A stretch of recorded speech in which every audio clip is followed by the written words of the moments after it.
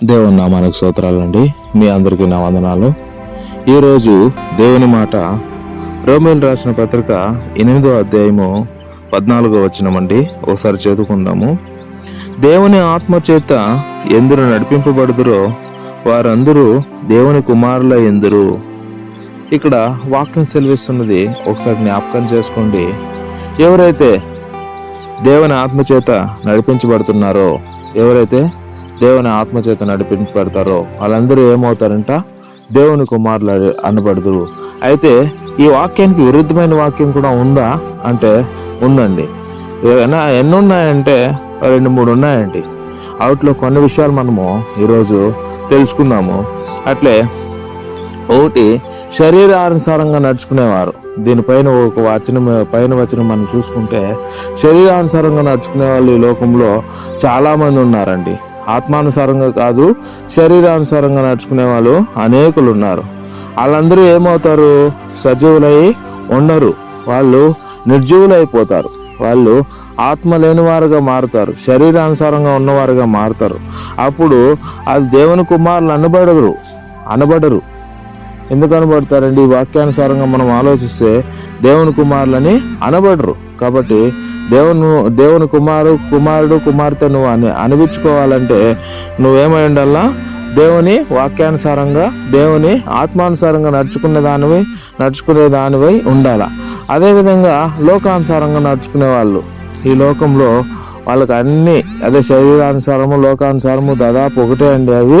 కాబట్టి మనము దేవుని ఆత్మానుసారంగా నడుచుకోవాలా. అదే కాకుండా ఇంకొక ఆత్మ ఉన్నాయండి, అపవిత్ర ఆత్మ అనుసారంగా నడుచుకునే వాళ్ళు ఉన్నారు. పవిత్ర ఆత్మ దేవునిది అయితే అపవిత్ర ఆత్మ సాతానుది అవుతుందండి. ఏ విధంగా నడుచుకునే వాళ్ళు కూడా అనేకులు ఉన్నారండి. కాబట్టి ఇలా అపవిత్ర ఆత్మానుసారంగా నడుచుకుంటే కూడా దేవుని కుమారులు అని అనబడరు. కాబట్టి మనము ఈరోజు ఏ దాని చేత నడిపింపబడుతున్నాము? ఏ ఆత్మ చేత నడిపింపబడుతున్నాము? శరీరానుసారంగా నడిపింపబడుతున్నామా, లేదా దురాత్మల చేత నడిపించబడుతున్నామా, లేదా ఈ లోకంలోని జనాల చేత ఈ లోకంలోని ప్రజల చేత నడిపించబడుతున్నామా? ఇలా అనేక విషయాలు ఎవరి చేత ప్రేరేపించబడి నువ్వు నడిపించబడుతున్నావో దేవుడు ఈరోజు జ్ఞాపకం చేస్తున్నాడు. కాబట్టి నువ్వు దేవుని కుమారుడుగా నువ్వు ఉండాలంటే ఖచ్చితంగా దేవుని ఆత్మచేత నడిపించబడాలి. దేవుని ఆత్మచేత నడిపించబడేవాడు ఎక్కడ కానీ తొట్టిల్లి పోలేడు. ఎందుకంటే ఆయన ఆత్మ అనేక విషయాలను బయలుపరుస్తుంది. అనేక వరములు కూడా దేవుడు ఆత్మ ద్వారానే అనుగ్రహించాడు. అనేక విషయాలు కూడా, అనేక కృపావరములు కూడా దేవుడు ఆయన ఆత్మ ద్వారా బయలుపరుస్తాడు.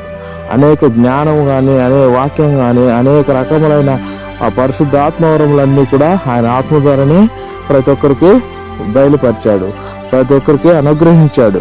కాబట్టి మనము దేవుని ఆత్మచేత నడిపింపబడే వారై ఉండాలండి. దేవుని ఆత్మచేతతో నడిపించబడే వాళ్ళై ఉండి దేవుని ఆత్మచేత నడిపింపబడాలి. అప్పుడే దేవుని కుమారులు కుమార్తెలుగా ఉంటాము. మనం మందిరంలో ఉంటాం కానీ, మందిరంలో ఆయన సన్నిధిలో ఉంటాం కానీ ఆయన ఆత్మ చెప్పిన దాన్ని మాత్రం మనం అనుసరించమండి. అది చాలా చాలా బిగ్ మిస్టేక్ దేవునిలో. కాబట్టి నువ్వు దేవుని వద్ద ఉన్నావంటే దేవుని ఆత్మానుసారంగా నడుచుకోవాలి. ఆయన ఆత్మ ఏం బోధిస్తుందో దాని విషయాలై నువ్వు నడుచుకోవాలి. కాబట్టి ఈరోజు దేవుని వాక్యము అతి గొప్పగా దేవుడు సెలవిచ్చాడండి. ఈ వాక్యాన్ని బట్టి ప్రార్థన చేసుకున్నాము. కృపా నమ్మకం ప్రేమ కలిగిన తండ్రి, దేవాది దేవ, రాజాది రాజా, ఆశ్చర్యకార్యాలు అద్భుత కార్యాలు జరిగించగల దేవ, సర్వోన్నతుడ, మహోన్నతుడ, సర్వశక్తిమంతుడ, సర్వాధికారి అయిన దేవ, నీతిమంతుడ, న్యాయాధిపతి, రక్షణకర్త, సృష్టికర్త మెస్సీయా, ఇదిగో ఈరోజు నీ బిడ్డలతో మీరు మాట్లాడిన విధానం బట్టి నీ కృతజ్ఞతాస్తుతులు చెల్లిస్తున్నావు ప్రభా. ఇదిగో మీరు దీవించండి, ఆశీర్వదించండి. వింటున్న ప్రతి బిడ్డను కూడా నాయన ఆయా రాబోయే రోజుల్లో అందరినీ కూడా మీరు వాడుకోండి నాయన. వింటున్న వారందరికీ మంచి స్వస్థత, అయ్యా అద్భుత కార్యాలు మీరు జరిగించండి. అవునైనా నీ బిడ్డలు నీ కుమారులుగానే ఉండాలి కానీ నాయన లోకానుసారంగా కానీ, శరీరానుసారంగా కానీ, ఆయా మనుషుల చేత కానీ నాయన ఉండడానికి వీల్లేదు ప్రభా. మీరు సహాయం చేయండి, వాళ్ళని దీవించి ఆశ్రయించండి. వాళ్ళ అనారోగ్య సమస్యలు ఉంటే తీసివేయండి అయినా, కుటుంబ సమస్యలు ఉంటే తీసివేయండి. మీ నామాన్ని మాత్రం మహిమపరుచుకుంటారని నీకే మహిమ గంత ప్రభావం చెల్లించుకుంటూ యేసుక్రీస్తు నామములో ప్రార్థన చేసి అడిగి వేడుకుంటున్నాం తండ్రి. Amen, amen.